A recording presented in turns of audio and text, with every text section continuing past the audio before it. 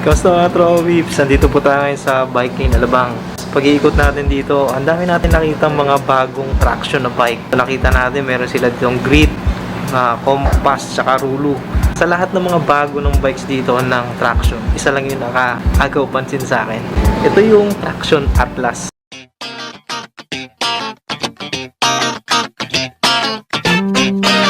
Ito yung Traction Atlas. Ito yung nakahagaw ng pansin sa akin. Kasi, mapapansin nyo, napakalaki ng gulong niya.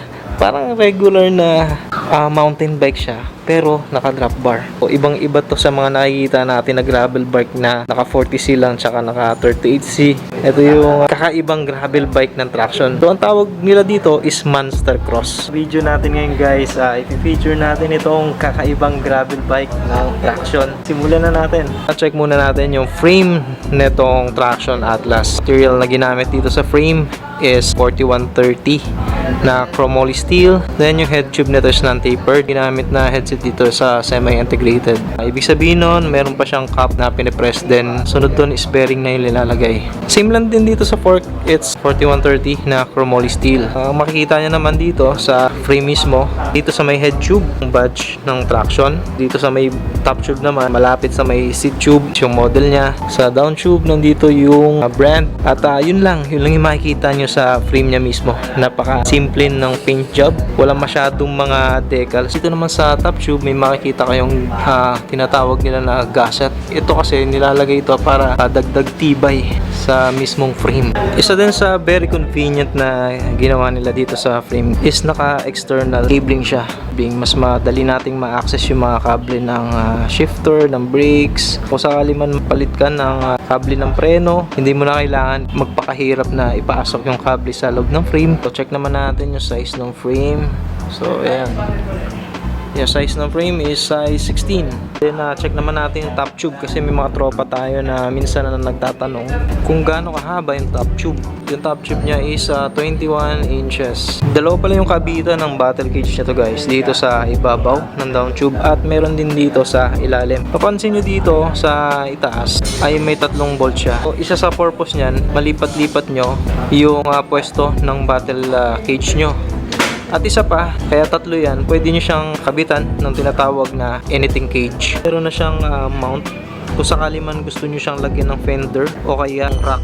Hub spacing naman ng dropout nito is 12 by 142. Nung kanina, nung binabaklas ko ito, yung axle, nakakatuwa kasi napansin ko solid siya, wala siyang butas. Pag ganun kasi, mas matibay yun sa mga usual na axle na nakikita natin na hollow.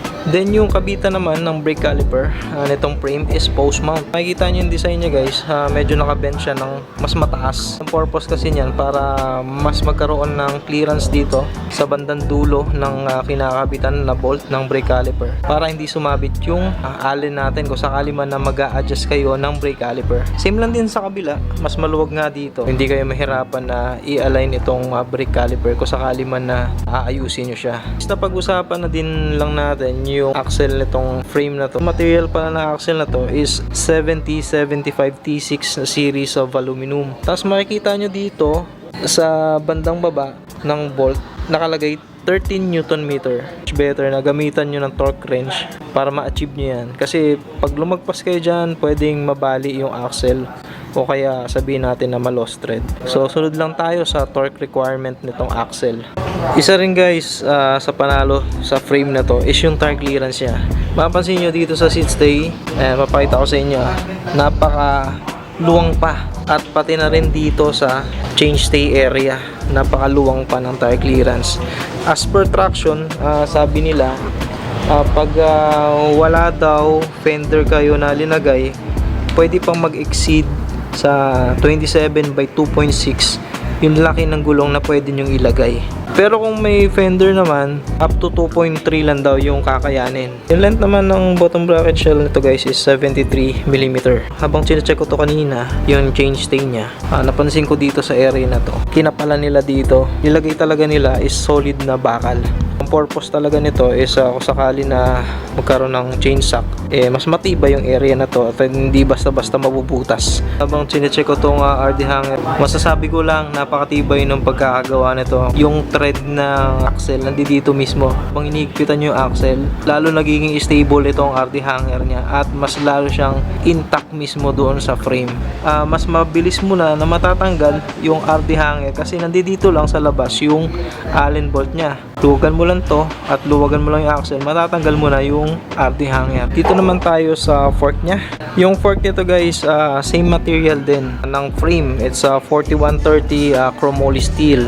Makikita nyo may mga mounts siya para sa kabila ng fender at ng rack. Then yung dropout nito is 12 by 100 and yung kabitan ng brake caliper is IS mount. Then kanina guys napag-usapan natin yung rear axle nitong frame na to is solid siya.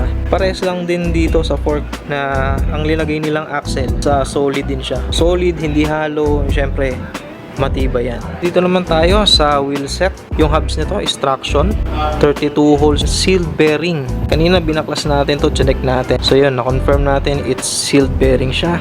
Then itong rim niya is from traction din. Check natin to kanina guys. Double wall na to. Na-curious kasi ako kung anong sukat ng lapad nito. So ang ginawa natin, tinanggal natin yung gulong niya, sinukat natin. So bali yung outer nito is 35mm. Tapos yung inner niya naman is 28mm. Ang lapad niya, wala kang pangamba kahit na i-trail mo to. And at the same time double wall din. So added ano na rin yun, tibay. Sa gulong niya naman, it's CST Patrol. Yung size nito is 27.5 by 2.4. Sa mga tropa natin na hindi pa nakakita ng tread pattern ng CST Patrol, so ito po yun. Medyo may kalakihan yung tread niya. Ang size ng seat post nito is 27.2. Tapos yung saddle niya naman is from Belo. Isa na to sa matagal na nasikat na brand guys, yung Belo na saddle. Okay na okay ang saddle na yan. Stem naman tsaka sa drop bar, this is from Traction. So wala kasi tayo nakitang brand So definitely sa kanila to. Yung size naman ng stem nito is 70mm. Sukatin naman natin yung haba ng drop bar. Yung drop bar niya naman is 42 centimeters. Yung bar tape niya naman guys, ang feel nito is para siyang goma. Sobrang ang kapit niya. Hindi siya yung tulad ng ibang stock na bar tape sa mga built bike na parang synthetic lang na madaling mapunit. Ito hindi mukha siyang matibay at hindi siya madulas. STI na ginamit guys is L2 GR7.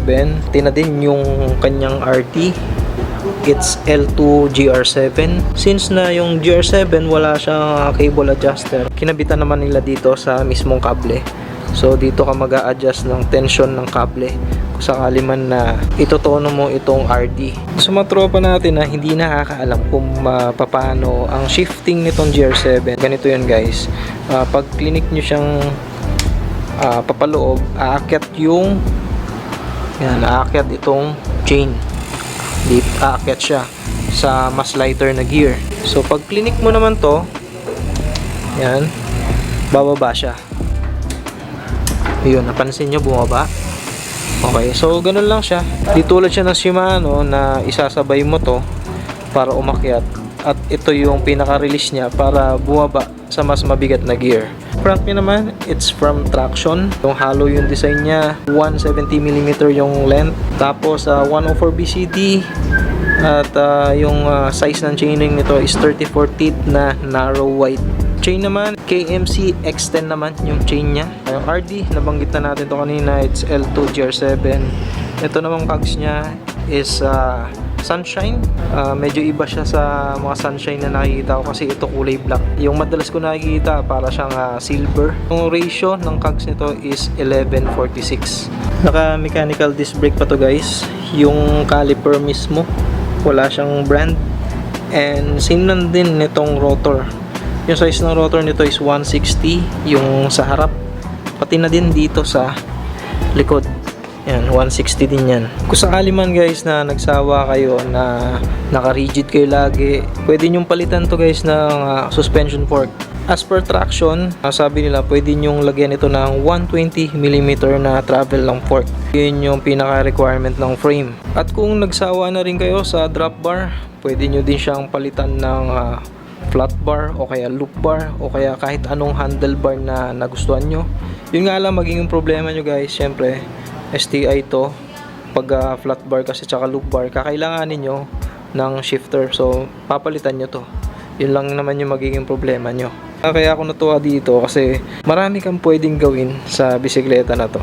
Hindi lang siya ganitong setup. So pwede siyang tulad na sabi ko, pwede siyang baguhin yung manubela niya, pwede nyo lagyan ng suspension fork, o kaya at is na lang na ganyan siya, lagyan nyo na lang ng mga racks, tapos fender.